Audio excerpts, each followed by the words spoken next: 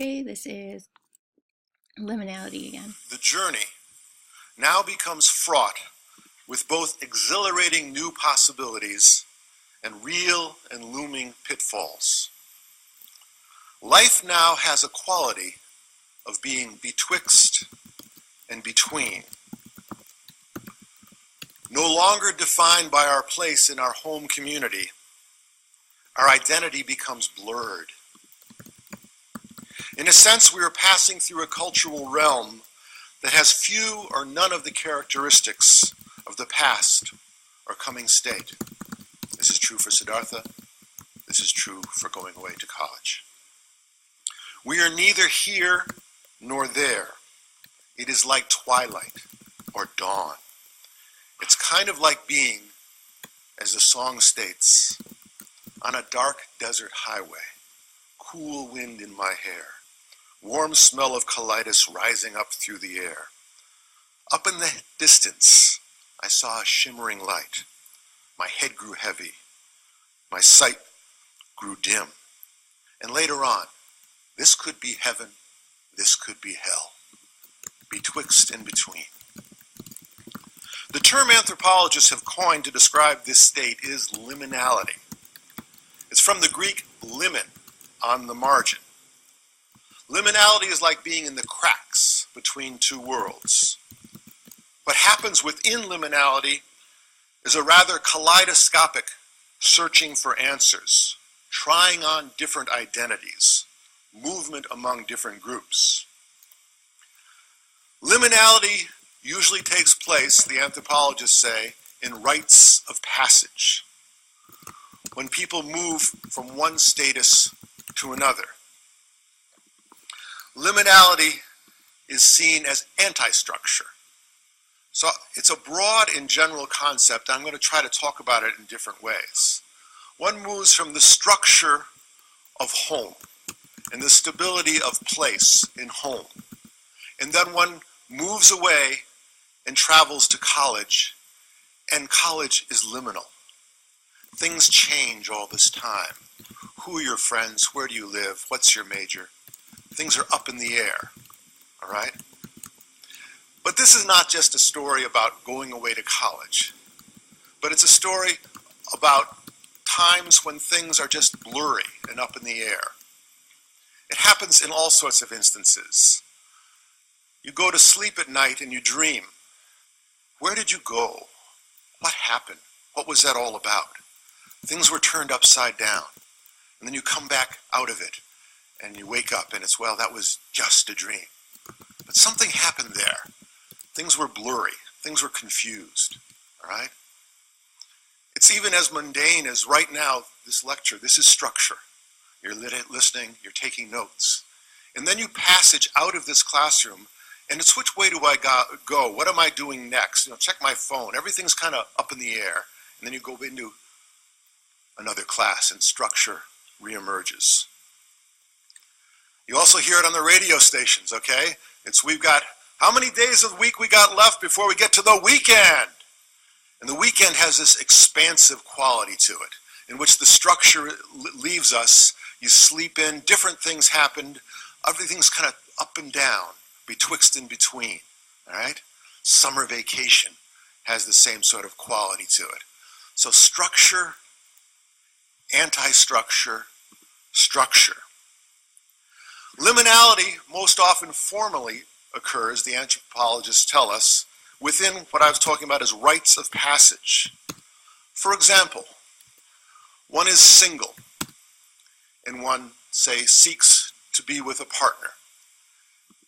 And so one, say, seeks marriage. And there is this in-between period, courtship, in which what's going to happen here? Who is this person? Who am I? Your identity becomes blurred. Things turned upside down. You're uncertain what's going to happen next, okay? And let's say you're seeking a rather traditional outcome here. You're going from single and you want to get married. And maybe it's not this person, and then it goes back into a blurriness, and maybe it's another person. And you try it out and you go through different phases. And finally, at the end, perhaps, you get married. And when you get married, it's a sense, okay, now we're married. And now we know what this looks like, okay? And now we're going to figure it out, and you live in a place, and you make money, and you have children, and you're in structure again. But in between that courtship period, that was liminal. Things were upside down. Things were unknown. The point I'm trying to make here is this is part of the human experience, liminality, things being like this. We're going to talk about how Siddhartha is experiencing this, but it's also true of what's going on in college life, things being upside down, uncertain. So let's look at the plot summary again. What's going on in the book, okay? You'll remember at the end of the chapter on Brahman's son, Siddhartha has decided to follow the path of the samanas. He's leaving home. Siddhartha's father, once again, doesn't want him to join the samanas, but he can't dissuade him. He has to do this. He has to bring forth that which is within him. Govinda, his good friend, also wants to go with him. And so they go together on this quest to find a new and unknown life. Siddhartha adjusts quickly to the ways of the samanas. He learns how to free himself from the traditional trappings of life. So he loses his desire, it seems, for property, for clothing, for sexuality, and all sustenance except that's what he basically needs to live. His goal is to find enlightenment by eliminating the self, and he successfully renounces the pleasures of the world. Sunburned and half-starved, Siddhartha soon ceases to resemble the boy he used to be. Govinda is quick to praise the samanas and notes the considerable moral and spiritual improvements they both have achieved since joining. But Siddhartha, however, is still dissatisfied. He is in liminality. He thinks he has crossed over to another shore, but this may not be the case. What happens in the book is the path of self-denial does not provide a permanent solution to him. Siddhartha points out that the oldest samanas have lived that life for many years, but have yet to attain true spiritual enlightenment. Siddhartha still has doubts.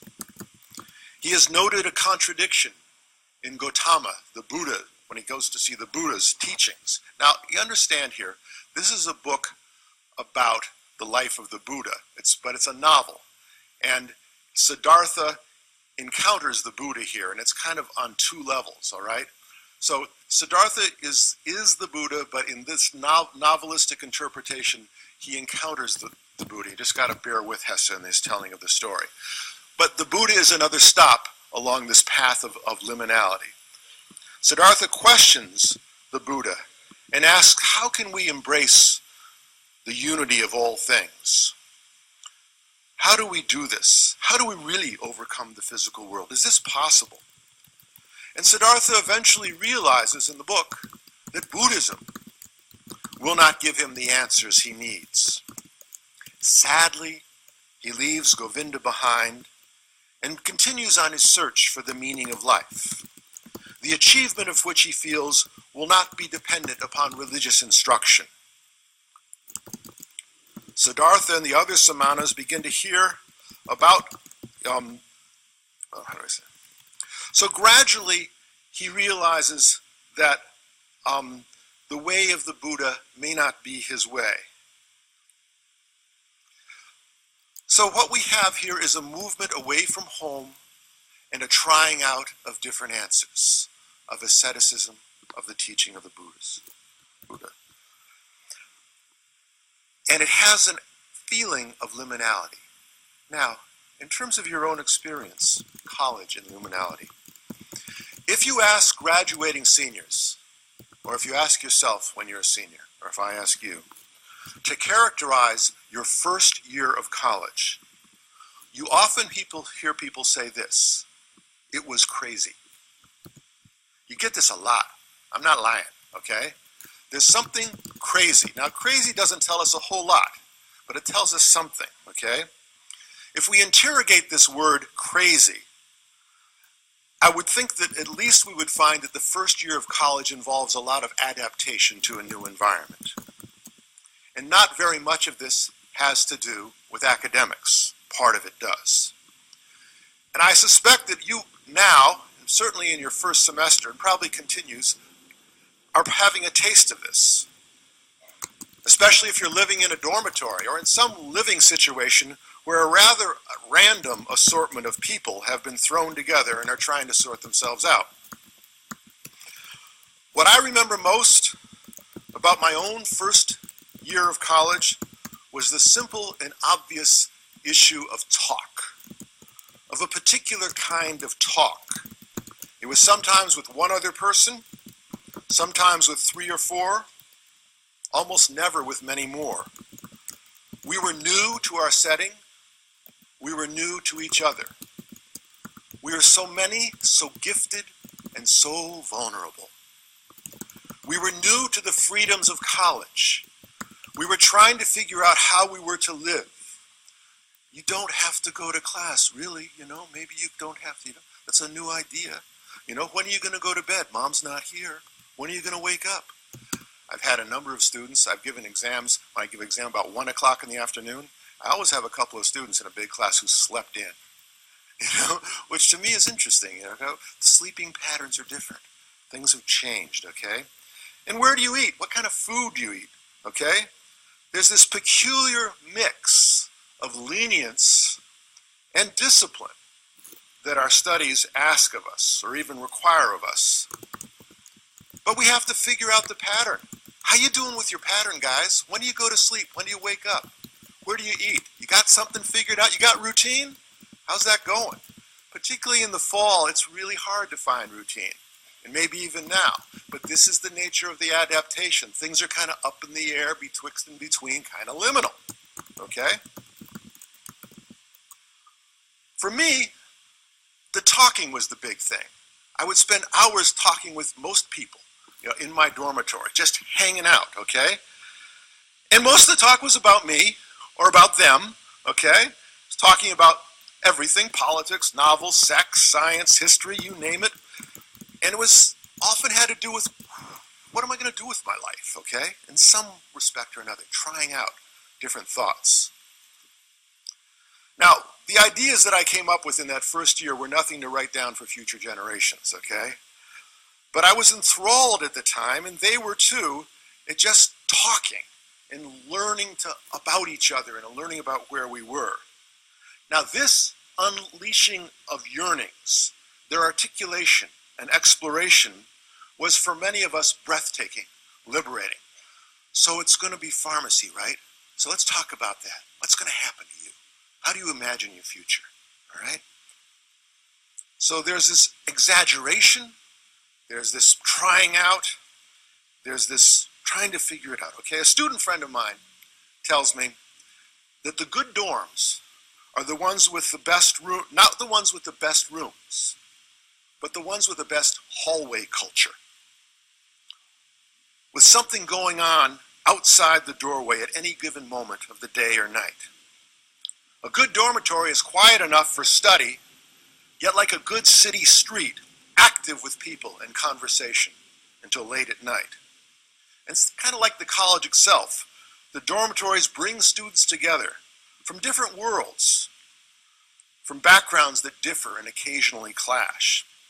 And this to me is part of what the liminal experience is all about. Now, to be sure, staying up late at night with a random assortment of newfound friends is not quite analogous to the ascetic practices and disillusionments of Siddhartha. But here's the point. Liminality in college, liminality for Siddhartha, is crucial to our efforts to find ourselves in this new and mysterious environment in which we are living. Colleges have certain fixed places of liminality where anything can happen. Where is that here? Over there by the big potato? Okay, so that's a possibility. I think it's crossing the Plaza of the Americas. You go across the Plaza of the Americas and you just don't know what's going to happen to you, okay? I just did it. Did you guys just do it? People are selling you stuff, okay? A lot of different things are going on. The Hare Krishnas are selling food. Who are those people anyway, those Hare Krishnas? You want to take a little walk on the wild side? Get yourself a little plate of Hare Krishna food and sit down and talk to one of those people. A bunch of them were college students. Okay? That's where they wound up. How did that happen? Okay? They were in the dormitory, now they're out selling Hare Krishna food. This could be heaven, this could be hell. We don't know, okay? You will often find, pay attention in the Plaza of the Americas, you often see a backpacker. A guy with a backpack, often with a beat up dog, okay? Probably with a bandana around its neck, okay? And he's sitting there. And you go up and you talk to him. We don't do this, but if you did, where are you from? I don't know. I just came from Alabama. I'm coming up from Miami. Where are you going to? I don't know. I'm here now. I'm on a journey, all right? These people are just traveling along and they're living out. They're out there. You'll see them. They're out there today. I don't know who they are, but it keeps changing. Certainly some fundamentalists are going to have you try to join a religion. I'm always interested how people gather around the Bible folks and listen in. Listening in for what? Well, listening, trying to maybe find some rhetoric to defeat their argument, but more often than not, listening to what they're offering answers. Why are all these people trying to sell religion to you guys at ages 18, 19, 20, and 21? It's because this is the time when things are up in the air, when things are liminal, when you're trying out different answers. Tried and true practice for these evangelists, all right? So that's going on. There's also the people with the tightrope. Seen that? The guys walking back and forth on a tightrope. You know, you can do that, all right? There's the, used to be this great frisbee chasing dog that could also climb in the trees. If someone is going to run naked on this campus, it's probably going to be at the Plaza of the Americas, okay? Something's going to happen. If there's going to be a protest of some kind, it's going to be on the Plaza of the Americas, all right? A permanently liminal place where things are constantly in flux and in change. And it seems to be a law, ask your friends at other colleges, that there is such a place always on a university campus. It's always strange. And you know, if you've got classes across the plaza, you got to walk across there. And some of you are aware of the fact that, you know, you're a stranger in a strange land going through strange territory, you know? Can you get to the other end or not?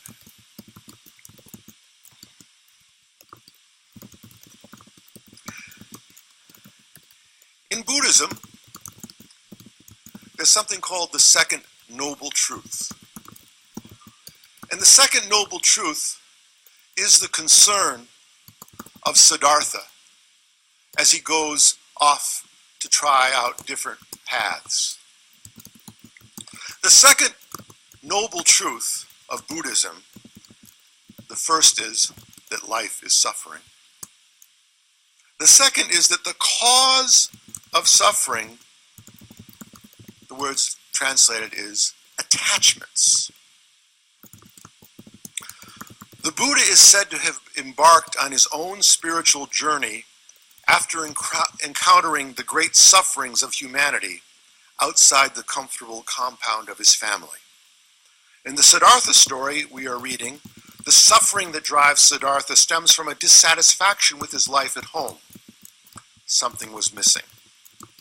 In the second noble truth, the Buddha says that the origin of suffering is attachment to transient things and the ignorance thereof. That's the translation. The attachment to transient things and the ignorance thereof. Don't worry, we'll unpack this. Transient things do not only include the physical objects that surround us, but also ideas, and in a greater sense, all objects of our perception. Ignorance is the lack of understanding of how our mind is attached to impermanent things. Again, this is abstract. We'll break it down. The reasons for suffering, the reason for suffering is a desire for attachments, a passion and ardor for something that we have to have. And if it doesn't happen, everything will fall apart. Striving for anything, for fame, for popularity, craving, clinging. Because the objects of our attachment are transient, no matter what it is we want, we will lose them. Their loss is inevitable, and suffering will necessarily follow. I just want you to understand that formal understanding from Buddhism of attachments. Life is suffering. The source of suffering is desires, attachment, wanting, craving. I want the following things, and if I don't have them, everything will fall apart. Since you can never really get those things permanently, you will suffer so long as you're attached to them. If I don't get an A in this class, I am going to die. I have to get an A in this class. If I don't get good grades, then maybe I can't go to medical school, and I am going to die. Okay? If I don't meet the person that I really need to meet here at the University of Florida and have a really good, happy marriage, I am going to die. Okay? I need to make a certain amount of money in this life, and if I don't get a good job with a certain income, I am going to die. It's all over. Those are attachments. Okay? Those are things that the more that you hold to them, to this fantasy of how this is going to turn out, and if it doesn't turn out, or it turns out in different ways, you suffer. Now, that doesn't mean you don't want to get an A in the class, okay? It doesn't mean all those fantasies, they're there, but you hold them rather lightly, as in, I really don't know how this is going to turn out. I'd kind of like to get an A in this class, all right? But I can find a way to live with this, to accommodate with this. I'm flexible. That starts moving you away a bit from this idea of suffering. You suffer less if you do not cling more. Right? It's basic understanding of Buddhism, attachment.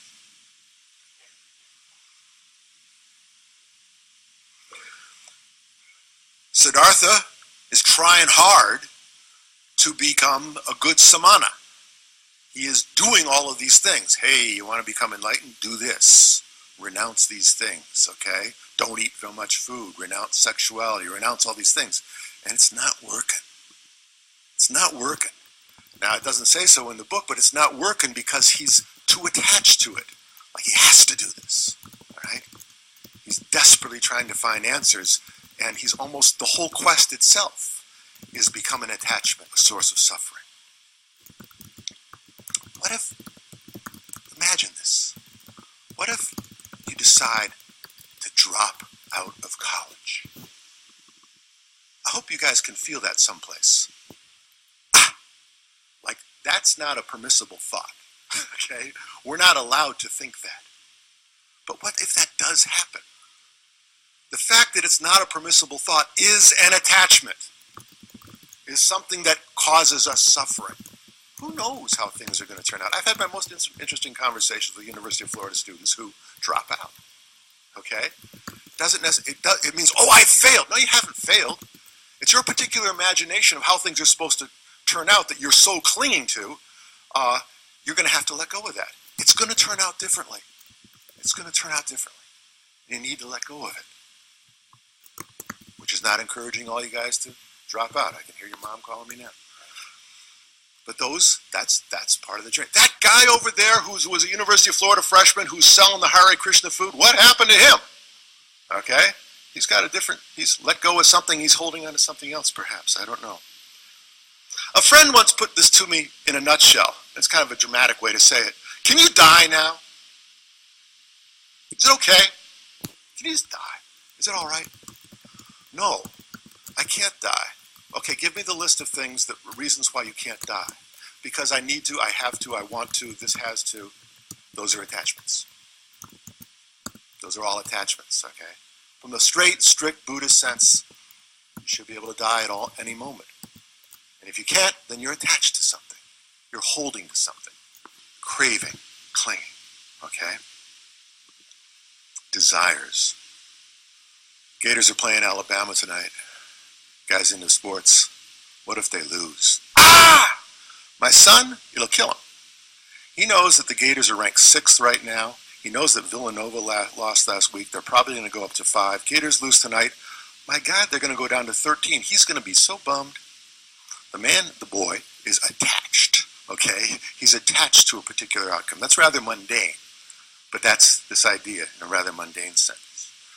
Can you live without chocolate? Are you attached to that? Does that have to happen?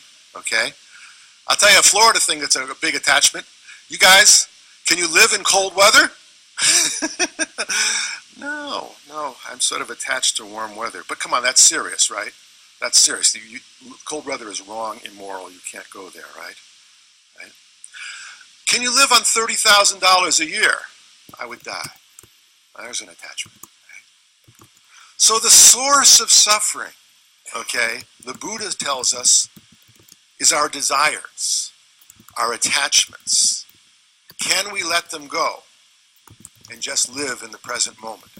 Now again, I'm not saying let go of all those things. I'm saying notice how you're holding so tightly to them.